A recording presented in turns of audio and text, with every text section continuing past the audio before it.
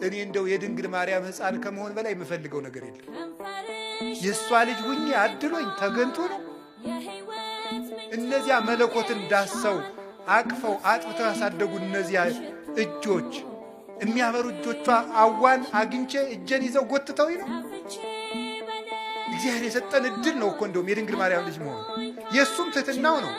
የእኔ እናት ለእናንተ ምናት ትሆናችሁ ልጅ አልሆንም ይባላል። ነውር ነው በእውነቱ። ዓመተ ምሕረት ብለን እኮ መቁጠር የጀመርነው ድንግል ማርያም ከማኅፀኗ ክርስቶስ ከተወለደ ጀምሮ ምሕረት መቁጠር ያስጀመረችን እናት እመቤታችን።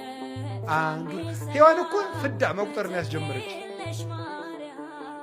ዓመተ ምሕረት እንድንቆጥር ያደረገችን እናት ማን? እመቤታችን። ዓይኗ ንጹሕ ጴጥሮስ ተሳሳተ ተብሎ ተጽፏል። ሐዋርያት ተበተኑ ተብሎ ተጽፏል። አብርሃም በደለ ተብሎ ተጽፏል። ማርያም ይህን አረገች ተብሎ ተጻፈ። አንደበቷ ክርክም ያለ ነውር የሌለባት እውነት ጠባብ ወትሕት ዘልዕቀት በቤተ መቅደስ ውስጥ ተቀምጣ መልአክ እያነጋገራት ትዕቢት የሌለባት ትሕት